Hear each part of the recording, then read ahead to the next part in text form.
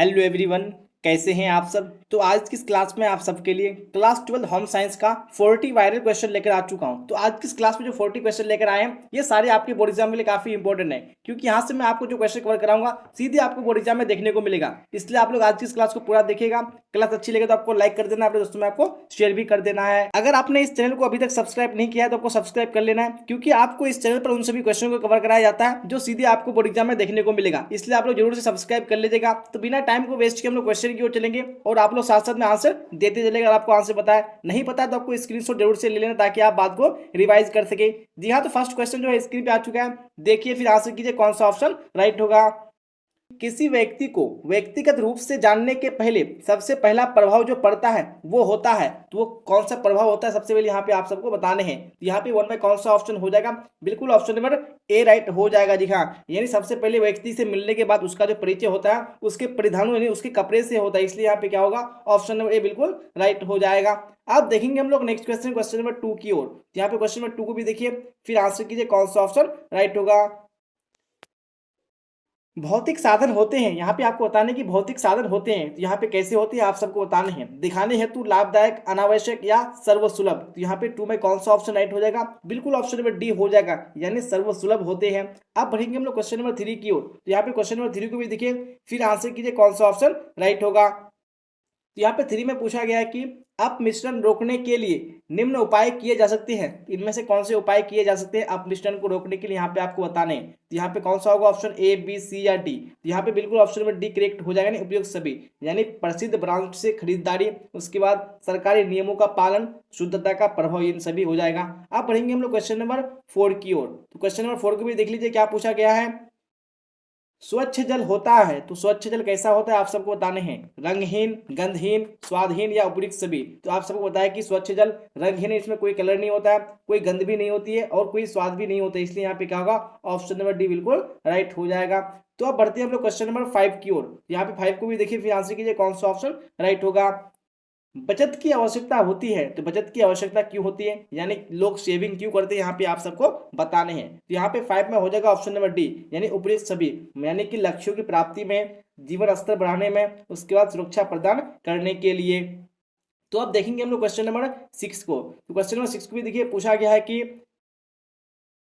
निम्न में से कौन क्रियात्मक विकास नहीं है, इनमें से कौन सा क्रियात्मक विकास नहीं है आप सबको बताने हैं। सिर संभालना ये क्रियात्मक विकास है, उसके बाद घुटना के बल चलना ये भी क्रियात्मक विकास है, उसके बाद पकड़ना ये भी क्रियात्मक विकास है, लेकिन यहाँ पे जो बोलना है ये क्रियात्मक विकास नहीं है, इसलिए क्या होगा, ऑप्शन नंबर बी बिल्कुल राइट हो जाएगा। अब बढ़ेंगे हम लोग क्वेश्चन नंबर 7 की ओर। जी हाँ, 6 हो चुका है, आप 7 को देखिए, फिर आंसर कीजिए कौन सा ऑप्शन राइट होगा। काफी इंपोर्टेंट क्वेश्चन, आपके एग्जाम में बार बार ये क्वेश्चन आ चुका है। गर्भवती महिलाओं को प्रतिदिन कितनी कैल्शियम की आवश्यकता होती है। जी हाँ, तो कितनी प्रतिदिन कैल्शियम की आवश्यकता होती है आप सबको बताने हैं। यहाँ पे 7 में हो जाएगा ऑप्शन नंबर सी, यानी 800 से 1000 मिलीग्राम हो जाएगा।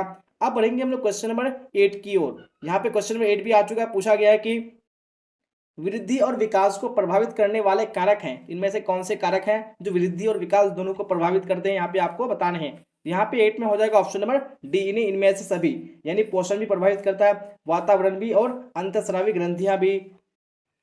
तो अब बढ़ते हैं हम लोग क्वेश्चन नंबर 9 की ओर। अब 9 को भी देखिए, फिर आंसर कीजिए कौन सा ऑप्शन राइट होगा। पूछा गया है कि निम्न में से कौन बच्चे का पारिवारिक सामाजिकरण का साधन नहीं है, कौन बच्चे का पारिवारिक सामाजिकरण का साधन नहीं है आप सबको बताने हैं। तो यहाँ पे जो ऑप्शन नंबर ए में दिया, बच्चे का जन्मक्रम ये भी साधन है, उसके बाद माता पिता से संबंध ये भी साधन है, उसके बाद भाई बहन से संबंध ये भी साधन है, लेकिन यहाँ पे जो दोस्तों से संबंध है ये पारिवारिक सामाजिकरण का साधन बिल्कुल भी नहीं है। अब बढ़ेंगे हम लोग क्वेश्चन नंबर 10 की ओर। यहाँ पे क्वेश्चन नंबर 10 भी आ चुका है, पूछा गया है कि पारिवारिक आय का घटक है, इनमें से कौन पारिवारिक आय का घटक है। यहाँ पे आपका मौद्रिक आय भी होगा, वास्तविक आय भी होगा, उसके बाद आत्मिक आय भी होगा, इसलिए यहाँ पे जो ऑप्शन नंबर डी होगा इनमें से सभी बिल्कुल राइट हो जाएगा।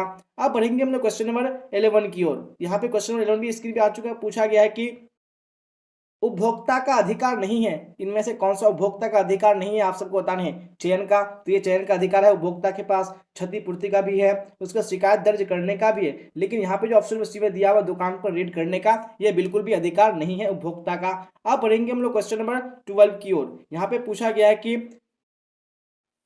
आंगनवाड़ी योजना किस संगठन के से संबंधित है, यानी जो आंगनवाड़ी योजना है वो कौन सी संगठन से संबंधित है आप सबको बताने हैं। यूनिसेफ, विश्व स्वास्थ्य संगठन, या समेकित बाल विकास, या केयर। तो यहाँ पे आपका ऑप्शन नंबर सी हो जाएगा, नहीं समेकित बाल विकास योजना यानी ICDS जिसको शॉर्ट में बोला जाता है। चलिए अब बढ़ेंगे हम लोग नेक्स्ट क्वेश्चन, क्वेश्चन नंबर 13 की ओर। यहाँ पे 13 भी आ चुका है, पूछा गया है कि गृह विज्ञान प्रशिक्षण के लिए कब और कहां लेडी इरविन कॉलेज की स्थापना हुई। तो कब और कहां पर लेडी इरविन कॉलेज की स्थापना हुई थी गृह विज्ञान प्रशिक्षण के लिए, यहाँ पे आपको बताने हैं। तो बिल्कुल ऑप्शन नंबर ए राइट हो जाएगा, नहीं 1932 ईस्वी में दिल्ली में हुई थी।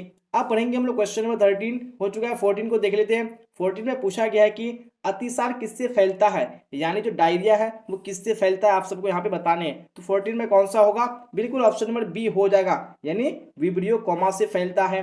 अब पढ़ेंगे हम लोग क्वेश्चन नंबर 15 की ओर। जी हाँ 15 भी आ चुका है, पूछा गया है कि सिले सिलाए वस्त्रों की श्रेणियां होती हैं, यानी जो रेडीमेड वस्त्र होते हैं उसकी श्रेणियां कौन सी होती है आप सबको बताने हैं। तो यहाँ पे 15 में हो जाएगा ऑप्शन नंबर डी, यानी उपयुक्त सभी, यानी निम्न श्रेणी की भी होती है, मध्य श्रेणी की भी होती है, उसके बाद उच्च श्रेणी की भी होती है। अब बढ़ते हैं हम लोग क्वेश्चन नंबर 16 की ओर। यहाँ पे पूछा गया है कि वस्तु के चुनाव को प्रभावित करने वाले तत्व हैं, तो इनमें से कौन से तत्व हैं जो वस्तु के चुनाव को प्रभावित करते हैं। यहाँ पे 16 में हो जाएगा ऑप्शन नंबर डी, यानी उपयुक्त सभी, यानी बाह्य आकृति, रंग, उसके बाद कपड़ों की गुणवत्ता, ये सभी हो जाएगा। अब देख लेंगे हम लोग क्वेश्चन नंबर 17 को। 17 भी आ चुका, पूछा गया है कि संपूर्ण धुलाई क्रिया के अंतर्गत कौन शामिल नहीं है। तो धुलाई की प्रक्रिया में इनमें से कौन सी क्रिया शामिल नहीं है आप सबको बताने हैं। दाग धब्बे छुड़ाना, धुलाई, सुखाना या इस्त्री करना। यहाँ पे 17 में हो जाएगा ऑप्शन नंबर डी, यानी इस्त्री करना, ये कपड़ों की धुलाई के अंतर्गत नहीं आता है। तो अब पढ़ेंगे हम लोग क्वेश्चन नंबर 18 की ओर। 17 हो चुका है, क्वेश्चन नंबर 18 को देख लीजिए। पूछा गया है कि वायु प्रदूषण के प्राकृतिक कारण क्या है, इनमें से कौन से वायु प्रदूषण के प्राकृतिक कारण है आप सबको बताने हैं। जैसा कि देख पा रहे होंगे ऑप्शन नंबर बी में दिया हुआ लकड़ी एवं कोयला, तो ये प्राकृतिक बिल्कुल भी नहीं है। कल कारखानों से निकला हुआ धुआं, ये भी प्राकृतिक नहीं है। वाहनों से निकला हुआ धुआं, ये भी प्राकृतिक नहीं है। लेकिन ऑप्शन नंबर ए में दिया हुआ है ज्वालामुखी का राख, जो कि एक प्राकृतिक प्रक्रिया है जिससे प्राकृतिक यानी प्रदूषण होता है वायु का। अब बढ़ेंगे हम लोग नेक्स्ट क्वेश्चन, क्वेश्चन नंबर 19 की ओर। यहाँ पे 19 भी आ चुका है, पूछा गया है कि निम्न में से कौन सा पोषणहीनता से संबंधित है, इनमें से कौन सा है जो पोषणहीनता से संबंधित है आप सबको बताने हैं। तो यहाँ पे 19 में कौन सा ऑप्शन होगा, बिल्कुल ऑप्शन नंबर सी हो जाएगा, जी हाँ, एनीमिया। चलिए बढ़ेंगे हम लोग क्वेश्चन नंबर 20 की ओर। 19 हो चुका है, क्वेश्चन नंबर 20 को देख लीजिए। पूछा गया है कि आहार आयोजन का महत्व है, तो किसके लिए आहार आयोजन का महत्व यहाँ पे आपको बताने हैं। परिवार के लिए, समाज के लिए, स्वयं के लिए, आराम के लिए। यहाँ पे हो जाएगा ऑप्शन नंबर ए, यानी परिवार के लिए महत्व है। अब देखेंगे हम लोग नेक्स्ट क्वेश्चन, क्वेश्चन में 21 को। 21 भी आ चुका है, पूछा गया है कि किस वस्त्र पर रगड़ का हानिकारक प्रभाव नहीं पड़ता है। तो किस पर प्रभाव नहीं पड़ता हानिकारक, रगड़ का। जैसा कि यहाँ पे सूती वस्त्र दिया हुआ, इस पर बिल्कुल भी प्रभाव नहीं पड़ता, इसलिए यहाँ पे क्या होगा, ऑप्शन नंबर ए बिल्कुल राइट हो जाएगा। अब बढ़ेंगे हम लोग क्वेश्चन नंबर 22 की ओर। 22 में पूछा गया है कि मकान, जमीन, वाहन तथा गहने किस संसाधन के अंतर्गत आते हैं। ये सभी संसाधन कौन सी संसाधन के अंतर्गत आते हैं यहाँ पे आपको बताने हैं। तो 22 में हो जाएगा ऑप्शन नंबर सी, यानी भौतिक संसाधन के अंतर्गत आते हैं। तो आप पढ़ेंगे हम लोग नेक्स्ट क्वेश्चन, क्वेश्चन नंबर 23 की ओर। यहाँ पे 23 भी आ चुका है, पूछा गया है कि किस उत्पाद पर ISI मार्क लगी रहती है। तो इनमें से कौन सा उत्पाद है जिस पर ISI मार्क लगी रहती है। यहाँ पे 23 में जो राइट आंसर हो जाएगा ऑप्शन नंबर ए, यानी गैस चूल्हा जो है उसमें आपको ISI का मार्क दिखने मिलेगा। अब बढ़ेंगे हम लोग नेक्स्ट क्वेश्चन, क्वेश्चन नंबर 24 की ओर। 24 भी आ चुका है, पूछा गया है कि शौचालय निर्मित करने का सबसे महत्वपूर्ण उद्देश्य क्या है। इनमें से सबसे महत्वपूर्ण उद्देश्य क्या है शौचालय निर्मित करने का। यहाँ पे हो जाएगा ऑप्शन नंबर डी, यानी मल मूत्र से मानव संपर्क को रोकना। अब बढ़ेंगे हम लोग नेक्स्ट क्वेश्चन, क्वेश्चन नंबर 25 की ओर। 25 में पूछा गया है कि बचत से क्या लाभ होता है। तो बचत से क्या लाभ होता है यहाँ पे आपको बताने हैं। तो 25 में हो जाएगा ऑप्शन नंबर डी, यानी इनमें से सभी, यानी आकस्मिक खर्च की पूर्ति होती है, अस्थायी संपत्ति की खरीदारी, उसके बाद आमदनी बंद होने पर आर्थिक निर्भरता, ये सभी हो जाएगा। अब पढ़ेंगे हम लोग क्वेश्चन नंबर 25 हो चुका है। 6 को देख लेते हैं। पूछा गया है कि थायराइड से निकलने वाला हार्मोन कहलाता है। तो थायराइड ग्रंथि से निकलने वाला हार्मोन क्या कहलाता है यहाँ पे आपको बताने हैं। यहाँ पे आपको थायराइड से थायरोक्सिन याद रख लेने हैं, जो कि आपका ऑप्शन नंबर भी बिल्कुल राइट हो जाएगा। अब बढ़ेंगे हम लोग नेक्स्ट क्वेश्चन, क्वेश्चन नंबर 27 की ओर। 27 में पूछा गया है कि हार्मोन असंतुलन के सामान्य लक्षण है, इनमें से कौन से हार्मोन असंतुलन के सामान्य लक्षण है आप सबको बताने हैं। पेट की वसा का बढ़ना, उसके बाद घबराहट, चिड़चिड़ापन और डिप्रेशन, या अनिद्रा और खराब नींद, ये सभी क्या हो जाएगा, ये सारे हार्मोन असंतुलन के सामान्य लक्षण है, इसलिए ऑप्शन नंबर डी बिल्कुल राइट हो जाएगा। अब बढ़ेंगे हम लोग क्वेश्चन नंबर 28 की ओर। जी हाँ, 28 भी आ चुका है। पूछा गया है कि एक दूध पिलाने वाली माँ को पहले 6 महीने तक प्रतिदिन के आहार में कितनी प्रोटीन देना चाहिए, कितनी प्रोटीन देना चाहिए पहले 6 महीने तक, यहाँ पे आपको बताने हैं। तो 28 में कौन सा ऑप्शन राइट हो जाएगा? जी हाँ, तो यहाँ पे ऑप्शन नंबर डी बिल्कुल राइट हो जाएगा, नहीं 15 ग्राम। तो अब बढ़ते हैं हम लोग क्वेश्चन नंबर 29 की ओर। 28 हो चुका है, 29 को देखिए क्या पूछा गया है। निम्न में से कौन सामुदायिक सुविधा है, इनमें से कौन सामुदायिक सुविधा है आप सबको बताने हैं। मकान, बाजार, मोटर या जमीन। यहाँ पे जो ऑप्शन नंबर बी में दिया हुआ बाजार, ये क्या है, एक सामुदायिक सुविधा है। चलिए आप बढ़ेंगे हम लोग नेक्स्ट क्वेश्चन, क्वेश्चन नंबर 30 की ओर। जी हाँ, 30 को ये देखिए, फिर आंसर कीजिए कौन सा ऑप्शन राइट होगा। विनियोग का माध्यम है, इनमें से कौन विनियोग का माध्यम है आप सबको बताने हैं। भविष्य निधि, जीवन बीमा, चिट फंड या इनमें से सभी। तो यहाँ पे 30 में हो जाएगा ऑप्शन नंबर डी, यानी इनमें से सभी हो जाएगा। तो अब बढ़ते हैं हम लोग नेक्स्ट क्वेश्चन, क्वेश्चन 31 की ओर। और इससे पहले आपने अगर क्लास को लाइक नहीं किया तो आपको लाइक जरूर से कर देना है, क्योंकि मैं आप सबके लिए जितनी भी क्लासेस लेके आ रहा हूँ, ये सभी क्लास आपके बोर्ड एग्जाम के लिए काफी इंपॉर्टेंट है, क्योंकि यहाँ से आपको सीधे क्वेश्चन बोर्ड एग्जाम में एसडीडी देखने को मिलेगा। इसलिए आप लोग सब्सक्राइब जरूर से कर लीजिएगा और बेल आइकन को भी प्रेस कर लीजिएगा। फिलहाल क्वेश्चन 31 को देखिए, फिर आंसर कीजिए कौन सा ऑप्शन राइट होगा। मासिक वेतन परिवार की किस आय के अंतर्गत आता है, तो कौन सी आय के अंतर्गत आता है, यहाँ पे आपको बताने हैं। यहाँ पे मौद्रिक आय दिया हुआ, वास्तविक आय दिया हुआ, आत्मिक आय दिया हुआ है। यहाँ पे जो मासिक वेतन होगा आपका, यानी हो जाएगा ऑप्शन नंबर ए, ये मौद्रिक आय के अंतर्गत आता है। अब बढ़ेंगे हम लोग क्वेश्चन नंबर 32 की ओर। 32 में क्या पूछा गया, देखिए फिर आंसर कीजिए कौन सा राइट होगा। यदि साबुन उपलब्ध ना हो तो हाथ धोने के लिए साबुन के बदले में किन अन्य उत्पादों का प्रयोग किया जा सकता है, कौन से अन्य उत्पादों का प्रयोग किया जा सकता है साबुन के बदले में, यहाँ पे आपको बताने हैं। तो 32 में जो राइट आंसर हो जाएगा वो ऑप्शन नंबर डी, यानी बी एवं सी दोनों, यानी राख और मिट्टी, बिल्कुल राइट हो जाएगा। अब बढ़ेंगे हम लोग क्वेश्चन नंबर 33 की ओर। 33 में पूछा गया है कि मानकीकरण चिन्ह दर्शाता है, तो मानकीकरण चिन्ह जो है वो क्या चीज दर्शाता है आप सबको बतानी है। वस्तु की गुणवत्ता, या वस्तु में मिलावट, या वस्तु के प्रकार, या इनमें से कोई नहीं। यहाँ पे 33 में हो जाएगा ऑप्शन नंबर ए, यानी ये वस्तु की गुणवत्ता को दर्शाता है। अब बढ़ते हैं हम लोग क्वेश्चन नंबर 34 की ओर। यहाँ पे 34 भी आ चुका है। क्या पूछा गया है, गांव में शौचालय कुएं से कितनी दूरी पर होनी चाहिए, यानी जो गांव में शौचालय होनी चाहिए कुएं से कम कितनी दूरी पर होनी चाहिए आप सबको यहाँ पे बताने हैं। तो यहाँ पे 34 में हो जाएगा ऑप्शन नंबर सी, यानी कम से कम 8 मीटर की दूरी पर होनी चाहिए। अब बढ़ते हैं हम लोग क्वेश्चन नंबर 35 की ओर। पूछा गया है कि खेल के वस्त्र होने चाहिए, तो खेल के वस्त्र कैसे होने चाहिए यहाँ पे आप सबको बताने हैं। तो बिल्कुल ऑप्शन नंबर डी हो जाएगा, यानी पसीने सोखने की क्षमता वाले होने चाहिए, बहुरंगी हो परंतु बहुत ढीले ना हो। उसके बाद खेल के परिधान सुंदर तथा सुविधाजनक होने चाहिए, इसलिए क्या होगा ऑप्शन नंबर डी बिल्कुल राइट हो जाएगा। अब बढ़ते हैं हम लोग क्वेश्चन नंबर 36 की ओर। पूछा गया है कि कपड़ों को नया जैसा दिखाने के लिए करना चाहिए, तो इनमें से क्या चीज करना चाहिए नया दिखाने के लिए कपड़ों को। यहाँ पे 36 में हो जाएगा ऑप्शन नंबर सी, यानी उन्हें इस्त्री करना चाहिए।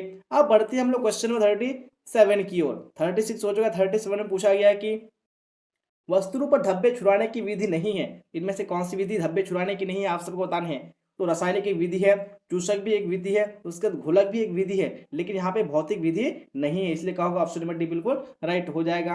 अब देख लेते हैं हम लोग क्वेश्चन नंबर 38 को।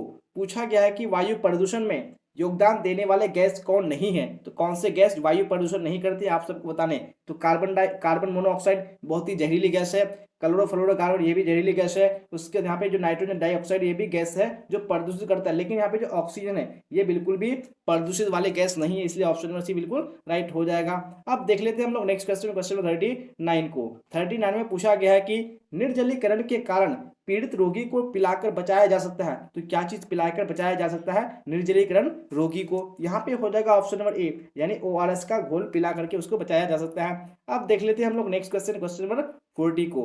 40 में पूछा गया है कि परिवार के लिए आहार आयोजन की इकाई है, परिवार के लिए आहार आयोजन की इकाई कौन सी यहाँ पे आपको बताने हैं। तो यहाँ पे 40 में ऑप्शन नंबर सी बिल्कुल करेक्ट हो जाएगा, नहीं पूरे दिन को एक इकाई के रूप में मानना।